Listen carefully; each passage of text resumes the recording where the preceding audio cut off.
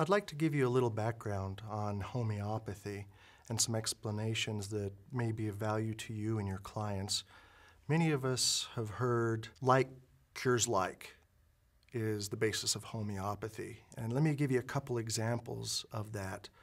What that means is something in its chemical form can create XYZ symptoms. If I take the energetic pattern and use that to treat a patient, it would cure those XYZ symptoms. An example of this, a very common one that's easy to understand, is mercury. Many of us, when we were kids, played with the mercury balls, and we know if the mercury gets into the body and the tissues, it has an affinity to lodge in the central and peripheral nerve system, causing problems. So in the chemical form, the mercury produces those symptoms.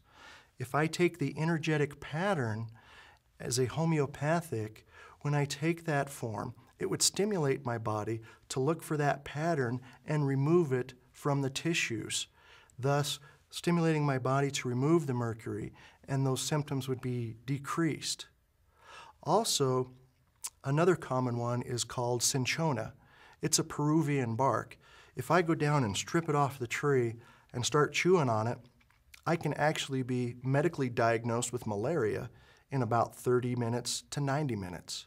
So if I take a portion of that bark and unlock the electromagnetic fingerprint, use it in the homeopathic form, it would cure all of those symptoms or stimulate my body to fight against those symptoms. A background on homeopathy, it's been around for thousands and thousands of years.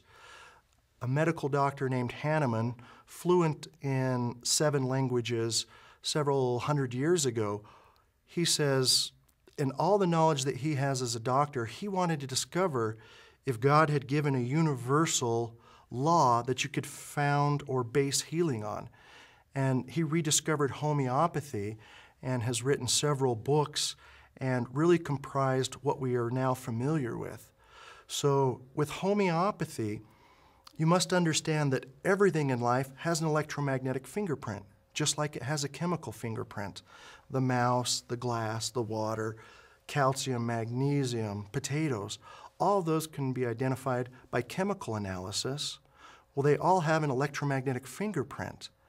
And how they get that fingerprint into the liquid, in the classical homeopathy, if I was making a remedy for mercury, and they have several dilution series. X is Roman numeral 1 to 10. C is just a 1 to 100 dilution. M is 1 to 1,000, and so on. So if I wanted to make a 6x dilution of mercury, what I would have had to have done back then was take 1 part mercury, 9 parts alcohol and water, and then I would shake it a specific number of times to get it to start to transfer its signature into the liquid medium. Once I have that 1x formula, if I wanted to make a 2x formula, I would grab another 9 parts alcohol and water and take 1 part of the 1x formula and then shake it. And a 3x formula is 1 part of the 2x, 9 parts alcohol and water. And you can see how fast this becomes dilute. And in physics, there's Avogadro's theorem. If you do this 24 times, there's not one physical molecule of the substance left. Yet in homeopathy, as you diluted it even more, it became more powerful. And it wasn't until quantum physics that they could explain why. Because in the dilution and shaking process, this was literally transferring signatures or copying signatures of the electromagnetic field into the carbon bonds of the alcohol and the water. So the more I diluted it, the more energy patterns were there, the less chemical substance. And that was the foundation for all of homeopathy. You must remember, with homeopathy, like cures like. It's not exact cures exact. And I'll give you an example of that. For instance, in the system we have several families of pathogens, the virus, the bacteria, the prions, mycoplasma, mycotoxins, parasites. And if we take a classic one, if we look at the Lyme bacteria, which is really interesting. Once it enters the body, they can detect it chemically for several months, and then they can't detect it because it mutates to protect itself. It changes its protein sheath like viruses do to protect itself from your immune system. So as that mutates, the body will pick the closest frequency of that mutation and stimulate your own body to address or attack that. In fact, they used to think the immune system was chemically based. They've now proven the B cells go out and take electromagnetic patterns of the different pathogens, go back to the nodes, load this information into the T cells and says, whatever has this exact pattern, go kill. And that's how our immune system is so precise. Sometimes it has items it doesn't know what to do. With this technology, we give it the potential to select what it needs to heal itself. The power of the technology is the patient's body shows us the realization of those potentials, where it broke down, what it needs to do to fix it. And then we as clinicians and doctors review that information. We also use our knowledge to maybe add additional supplements to support areas that we see weaknesses. I'd like to go into the technology a bit. You've heard us talk about energy patterns and meridians. Many of us are familiar with the meridians, the Chinese meridian system. And they've been using that for thousands of years. They did a study in France not many years ago where they used radioactive isotopes and they injected them, different ones into the skin, a different one into the nervous system, the lymphatic, the circulatory system. And in this case, they injected a point on the outside digit of the foot, a bladder point. And they traced these through the body, and for the first time, Western medicine was actually able to prove that these meridians or energy pathways existed. And what they noticed is these meridians followed right along the nerve bundles, but were a separate system. And in fact, the radioactive isotope, the speed that it moved through the associated meridian and organ had a direct correlation to the pathology. And that's what we're indicating here with the reds and the yellows. When there's a stressed or an inflamed response, the energy is moving through very quickly. If there's a weakened or a degenerative response, the dead tissues are actually blocking the flow of energy and it decreases. Whereas in health, the energy moves through at a certain rate. Now, as we talk about these energy fields, I've got a background in engineering, and let's reverse engineer or talk about the body for a second. If I were to pass away, they can actually measure the weight of this energy field that is my, whether you call it spirit, life force, chi, aura, innate intelligence. When this pattern of energy leaves the body, fairly quickly, the physical cells start breaking down and dysfunctioning. So if you reverse engineer it, you should be able to say that that energy pattern keeps us in the form and shape that we're in. And according to homeopathy, all true disease processes alter that field of energy first. Once that field has been altered or damaged, it then creates a representation in the physical tissues. And so what we've done with the Asyra is we want to ignore the end result of the majority of those symptoms and focus on the root cause, what actually broke down that energy pattern. And then when we imprint those signatures into a liquid medium, I'll often explain to patients that this amounts to a software program for your intelligence, for your spirit, for your aura, for your chi, your life force, whatever you feel comfortable with saying. This is a software program that carries the information of these frequencies that we found of benefit. When you take that, it goes in and tells those patterns to start restructuring to an optimum level. Once they're restructured, which is usually within minutes, then the physical tissues start to mirror that structure and correct themselves. And this is the power of the technology, is their body picks what it wants and their body does the healing. We're helping out with the imprint, and so you can understand now how the imprint works with that energy information. And some patients have a hard time going, this can hold that information, and I'll often explain to them, well, what do you think a floppy's doing? or a USB is another form, or a record, or a CD. There's multiple forms that can carry information. We just put it in a form and a medium and a pattern that the body can utilize to upload that software and correct itself. Let's go over a few clinical tips. One that will really help you just right off the bat is we've mentioned the use of the test plate. And I used to have patients literally bring in bags of supplements they'd collected over the years, want me to test them. And what I did clinically to help with this is I would do up to 10 supplements on the test plate for free. Any other supplement after that, I would charge them $1. So then all of a sudden those bags of supplement they've had for 40 years, they really just want to test the ones they're currently on. Also, if you're doing allergy testing of specific foods, you'll notice that in the list of foods, it'll show that you reacted to beans and the cure is the beans. And again, this is the homeopathic law. In this case, the beans in the chemical form is causing the reaction. The energetic form, or the imprint, or the homeopathic, is the cure to that issue. So as you go through and review an allergy panel now, it'll make more sense if it shows they failed the test for dairy and it's showing milk and feta cheese. That means in the chemical form, that's contributing to the problem. In the energetic form, it's addressing that problem. As we've mentioned before, sometimes it's a little difficult to review the information because we're looking at the root cause.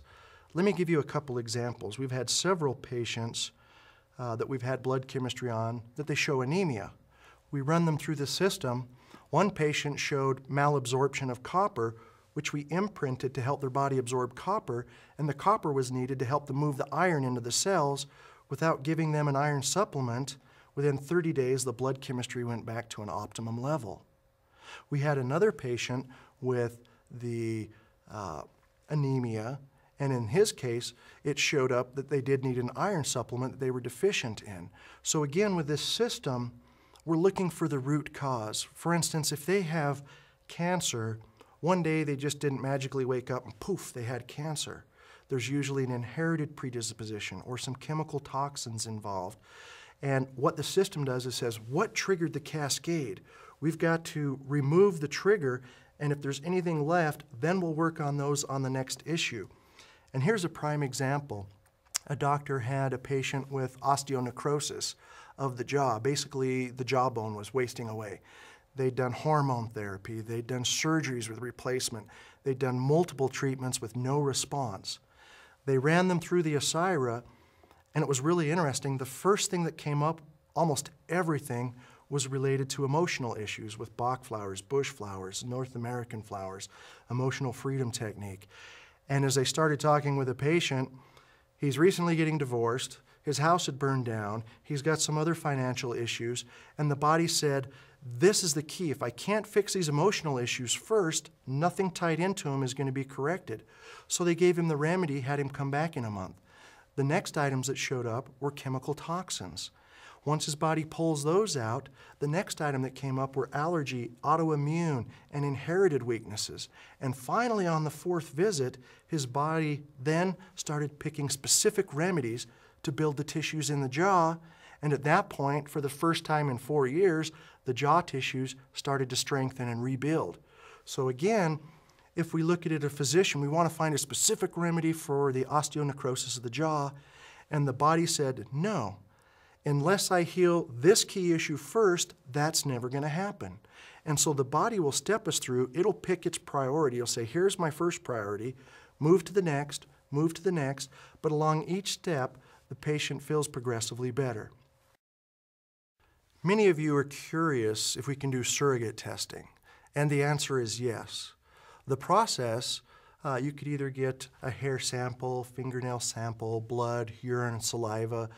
I try to stay away from the fluids because they're hard to ship and you've got to dispose of them correctly. Oftentimes, I'll get a fingernail sample and a hair sample from the back of the neck, usually half a dozen.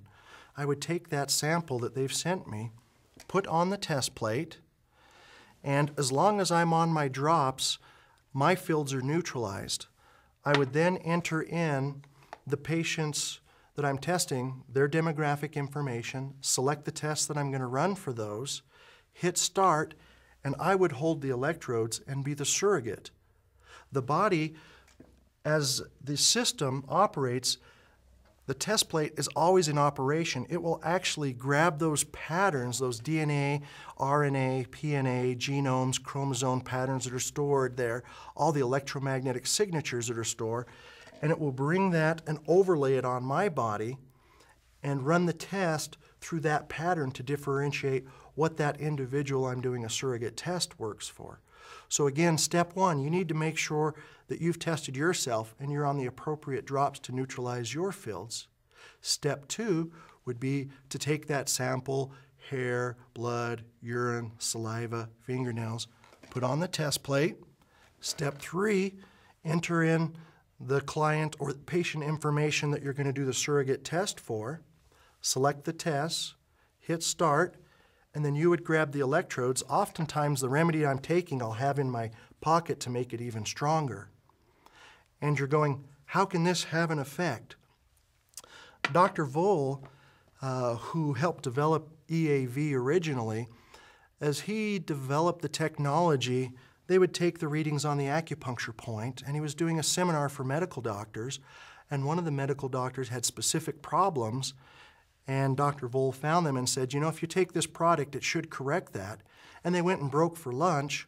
They came back, and he started retesting that doctor, and all the readings had went into the green or back to a healthy state, and he says, wait a second, what's going on? Did you do anything?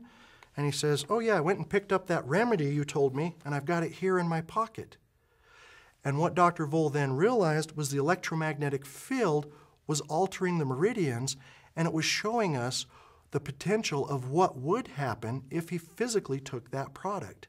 And in a sense, that's what a lot of this testing is.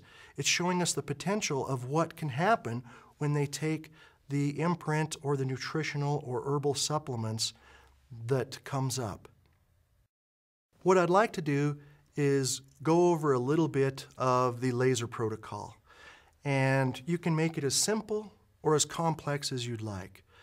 The simple form I prefer and find it just effective as some of the complex ones.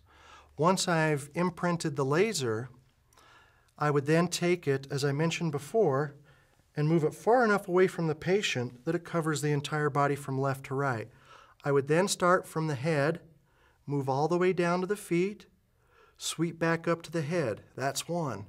I would do it again. That's two. And I would do it again. That's three.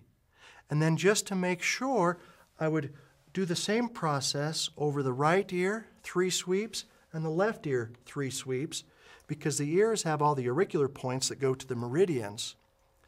Then, if you wanted to do any specific programming, for instance, if I had a thyroid problem, I could go into my hold tank, uncheck all the items except for my thyroid remedies, imprint or re-imprint the laser, and then I could do a specific sweep just over the thyroid.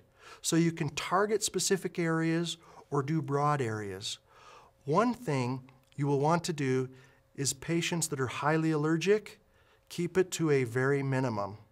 If you're not careful, you can actually trigger an allergy response by having their body try to work on these items so quickly.